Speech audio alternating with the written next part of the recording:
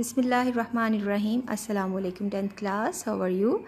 This is our lecture number 8 about the respiratory disorders, and in your previous lesson as you studied about emphysema and bronchitis, and the next two diseases we will discuss today, pneumonia and asthma.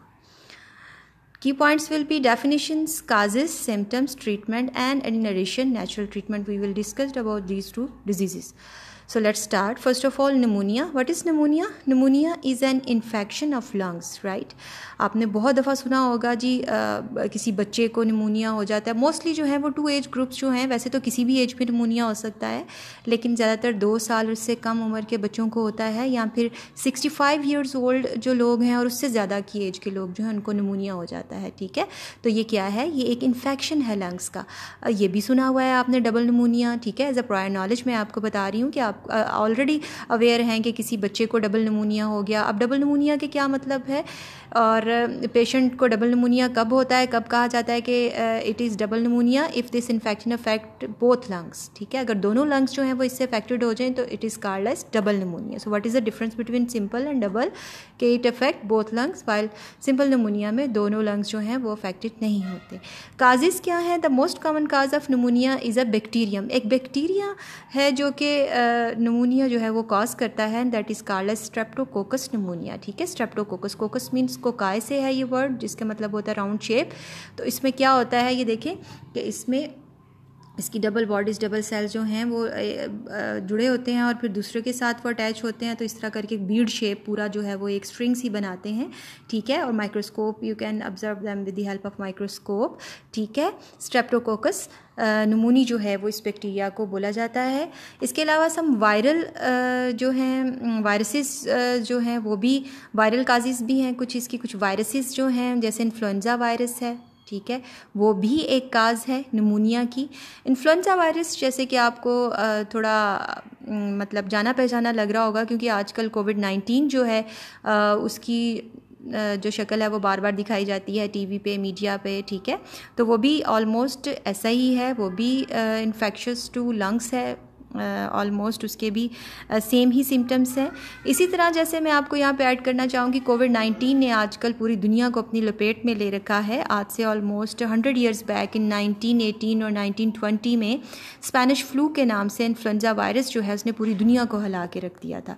और इसका जो है नुकसान वो इतना ज़्यादा हुआ था, उस वक्त डेथ रेट जो है वो इतना हो गया था कि 50 मिलियन टू 100 मिलियन डेथ्स जो है वो रिकॉर्ड की गई थी ऑल ओवर द वर्ल्ड. और हमारे इंडिया में, जो कि Pakistan was that in those days was the part of India, तो सिर्फ इंडिया में हमारे जो हैं वो 12 टू 13 मिलियन डेथ्स जो हैं वो रिकॉर्ड की गई थी इन्फ्लुएंजा वायरस से आज से 100 साल पहले. ठीक है, तो आप सोच सकते हैं कि उस वक्त कितना ख़तरनाक जो है वो वायरस था. इसकी कोई वैक्सीन, कोई इसका ट्रीटमेंट नहीं था. ठीक है, तो इसी तरह लोग जो हैं वो प्रिकॉशनरी मेजर्स और कुछ नेचुरल वेज से जो है वो कोशिश कर रहे थे. लेकिन अब जो है, क्योंकि उस वक्त इम्यूनिटी नहीं थी, तो अब ये है कि लोगों में इम्यूनिटी है. इन्फ्लुएंजा आप अक्सर सुनते हैं जी, फ्लू हो जाता है और लोग खुद ही उससे बाज़ दफ़ा बगैर किसी मेडिसिन के भी रिकवर कर जाते हैं. ठीक है, तो इसके अलावा फंगल इन्फेक्शन जो है वो है फंगल इन्फेक्शन. फंगस देखें इस तरह की जो है लंग्स के अंदर बढ़ जाती है, इसकी ग्रोथ हो जाती है, जिसकी वजह से निमोनिया जो है वो हो सकता है. इसके अलावा एक और एडिशनल मैं आपको यहाँ पे बताऊँगी जो आपके सिलेबस कोर्स में शामिल नहीं है, लेकिन आपने याद रखना है कि पैरासिटिक निमोनिया भी होता है, जो कि एक पैरासाइट है, स्केरस इस शेप के होते हैं ये. ठीक है, इन पैरासाइट्स की वजह से भी निमोनिया हो सकता है. मे बी ये इसको वीक कर देते हों. ठीक है, रेस्पिरेटरी ट्रैक को, और रेस्पिरेटरी ट्रैक जो है वो इतना वीक हो जाता हो कि वो उसके ऊपर जो है इन्फेक्शन जो है वो बड़ी आसानी से आ जाता हो. तो ये चारों काजेज़ जो हैं ये निमोनिया को लीड करती हैं. इनका इफ़ेक्ट्स इनसे क्या होता है, मतलब किस तरह ये एंटर होते हैं, क्या करते हैं, तो वो हम देखेंगे कि काजेटिव ऑर्गेनिजम्स जो हैं ये एंटर हो जाते हैं रेस्पिरेटरी ट्रैक में, तो एल्वोलाई जो हैं उनके ऊपर जाके अटैक करते हैं, वहाँ पे सेटल हो जाते हैं और वहाँ पे ग्रो करना शुरू कर देते हैं. जब ये वहाँ पे ग्रो करते हैं तो ये लंग टिश्यू को बिल्कुल तोड़ फोड़ देते हैं, उनकी ब्रेक डाउन कर देते हैं, और वो एरिया जो है वो खाली हो जाता है. मतलब उसकी जो वॉल्स हैं वो डैमेज होने की वजह से, और ये जो एरिया है ये फिल कर जाता है फ्लूइड और पस से. ठीक है, अगर आप इस डायग्राम में देखें तो यहाँ पे आपको ये नॉर्मल एल्वोलाई जो हैं ये नज़र आ रहे हैं. ठीक है, वाइल इन्फेक्टेड जो हैं, अफेक्टेड जो एल्वोलाई हैं उनको आप ट्रांसफर सेक्शन अगर आप उसका कट करके देखें तो उसके अंदर जो पस है वो इस तरह फिल हुई होती है. ठीक है, तो सिम्टम्स जो हैं वो इसके क्या हैं, किसके, निमोनिया के सिम्टम्स जो हैं वो आपको बहुत ज़रूरी है कि आपको पता हो, ठीक है, as a biology student. Include इसके अंदर है जी कोल्ड, यानी सर्दी लगती है, हाई फीवर है, शिवरिंग है, कांपना है, बॉडी कांपना शुरू कर देती है, कफ विद स्पुटम, ठीक है, बलगम के साथ जो है वो खांसी आती है, और शॉर्ट ब्रीथ, छोटे छोटे सांस आते हैं, घुटे घुटे पूरी अच्छी तरह से सांस नहीं आता। स्किन कलर जो है पेशेंट का वो डस्की से पर्पलिश हो जाता है, क्यों, क्योंकि पुअर ऑक्सीजनेशन हो रही होती है, ब्लड को पूरी तरह से ऑक्सीजन नहीं पहुंच रही है, ठीक है, वो एल्वेलाई तो देखें वो फ्लूइड से फिल कर गई हैं, तो इसकी वजह से पर्पलिश सा जो है वो, और पेशेंट जो है ना वो बहुत वीकनेस फील करता है, बिल्कुल ऐसे जैसे उसमें हिम्मत ख़त्म हो जाती है इस तरह से। तो ट्रीटमेंट जो है इसका क्या है, वो वैक्सीन है, एंटीबायोटिक है। वैक्सीन इसका एज ए ट्रीटमेंट के तौर पर भी यूज़ की जाती है, लेकिन प्रिवेंशन के तौर पर भी वैक्सीन को यूज़ किया जाता है। एंटीबायोटिक जो है वो भी इसका जो है वो एक ट्रीटमेंट है।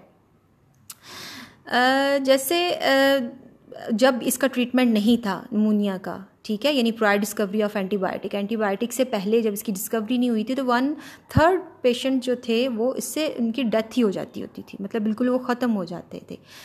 तो जैसे अभी मैं फ़्लू की बात जब कर रही थी, तो फ़्लू में भी ये होता था, तब ये हुआ था 1919 में जब स्पेनिश फ्लू ने अटैक किया था, तो तब दुनिया में जितनी तबाही हुई थी उससे पहले जो डिजीज़ आती रही थी हमारी अर्थ पे, जो है ताउन जैसे है, ठीक है, उससे इतनी हम बात नहीं हुई थी जितनी फ़्लू से हुई थी। तो जैसे ही जब उसकी इम्यूनिटी बढ़ गई लोगों में, तो उसके बाद से वो रेट अब ये है कि अब कोविड-19 जो है इस वक्त वो उसका जो डेथ रेट है वो 3.4% है, वाइल फ्लू का सिर्फ 1% जो है वो भी बड़ी सीवियर केसेस में, अगर बड़ा ही जो है वो बंदा बीमार हो गया है, उसको बड़ा अफेक्टेड हो गए हैं उसके लंग्स फ्लू से, then so it was all about pneumonia. Asthma is our next disease and it is American में इसको एज़मा बोलते हैं, ठीक है, एस्मा आप इसको ब्रिटिश में बोलते हैं, तो आप किसी भी तरह इसको प्रोनाउंस कर सकते हैं।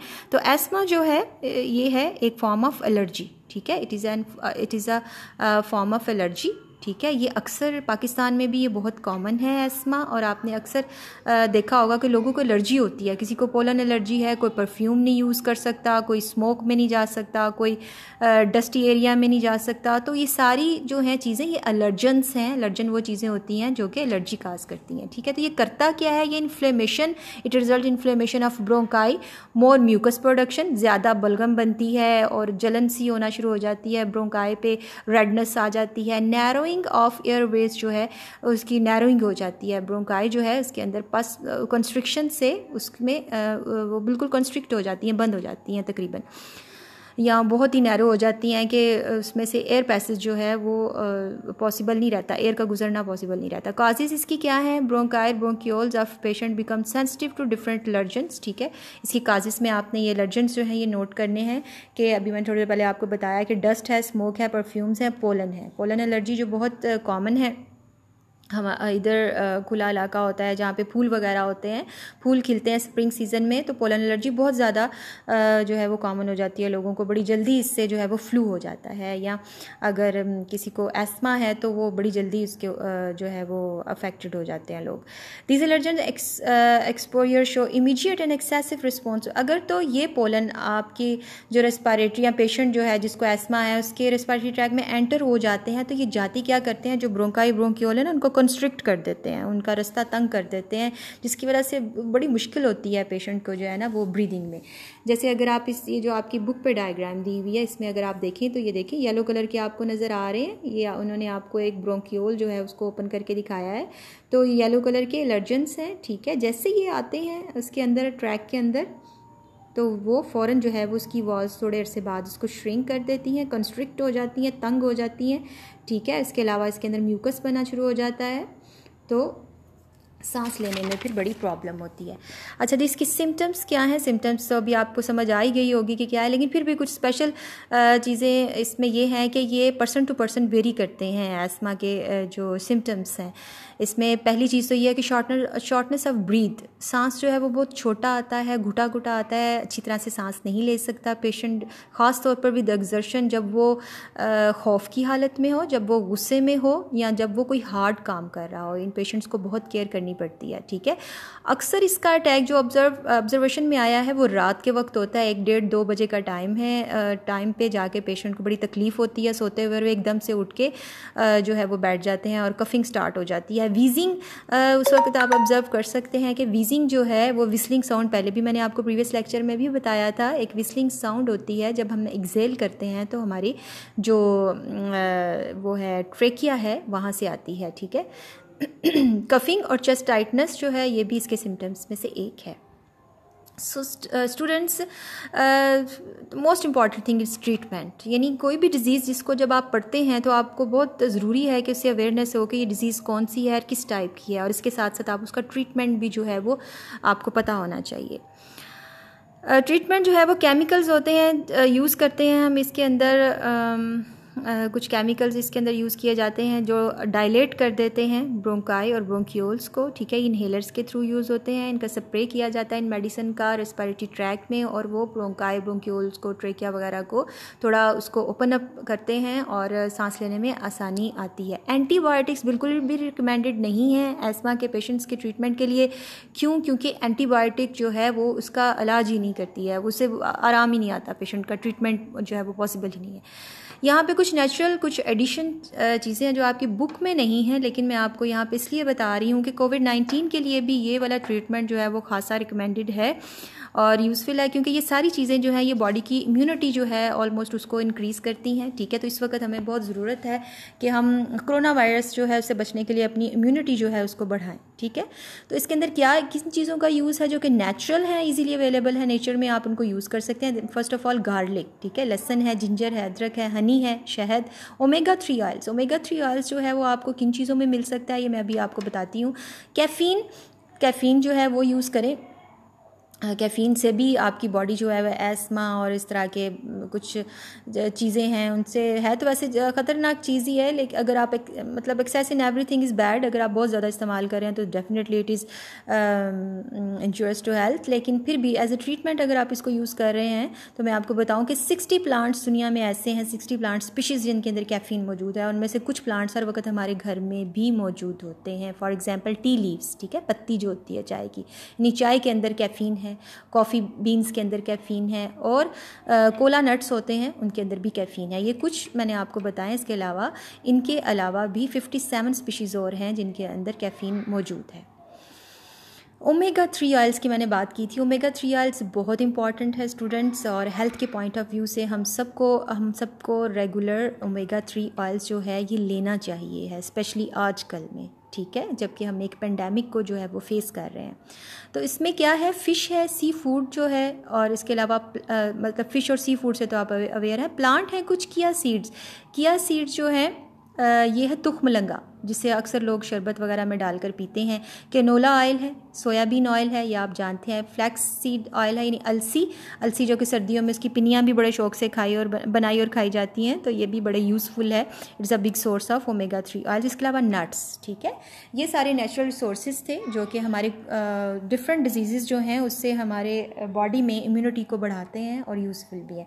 If I revise my lecture, we studied about 2 diseases today and their definitions, their causes, symptoms, treatments and कुछ additional natural treatments। निमोनिया का आपने देखा कि ये एक इन्फेक्शन है, डबल निमोनिया भी होता है। उसके बाद आपने देखा इसकी काजेज़ क्या हैं। बैक्टीरियम है स्ट्रेप्टोकोकस निमोनी, ठीक है, ये जो है अक्सर निमोनिया का जो है वो काजेटिव ऑर्गेनिज्म बनता है। लेकिन इसके अलावा वायरस है, जैसे इन्फ्लुएंजा वायरस, फंगल इन्फेक्शन और पैरासिटिक निमोनिया, ये कुछ काजेज़ और भी हैं। ये क्या करती हैं, एल्वेलाई में जाके सेटल होती हैं, उसको डैमेज करती हैं, उसको म्यूकस से फिल्ड कर देती है। इसकी सिम्टम्स में आपने देखा कोल्ड, फीवर, शिवरिंग, कफ, ठीक है।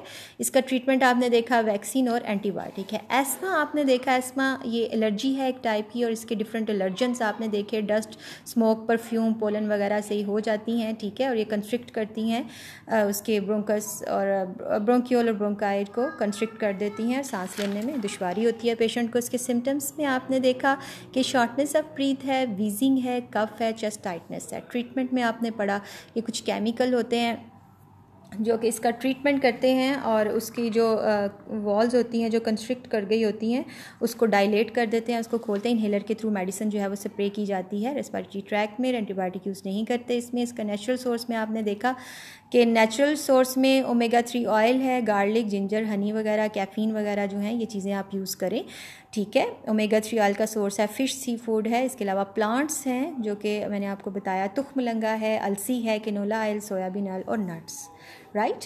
तो आई होप जो है आपको समझ आ गई होगी। फिर भी अगर आपको कोई चीज़ समझने में प्रॉब्लम हो तो मुझसे कांटेक्ट कर सकते हैं आप, नो प्रॉब्लम। डायरी जो है वो आपकी आज ये है कि आपने कुछ शॉर्ट क्वेश्चंस के आंसर देने हैं और 2 MCQs बनाने हैं। शॉर्ट क्वेश्चंस क्या हैं? How many types of pneumonia, what is common between pneumonia and asthma, what are causes of pneumonia and what are allergens, right? ये 4 क्वेश्चंस जो हैं इनके आंसर्स आपने नोटबुक पर लिखने हैं। आई विल चेक इंशाल्लाह। Okay, thank you very much students. Live happy, take care of your self. अल्लाह हाफिज़।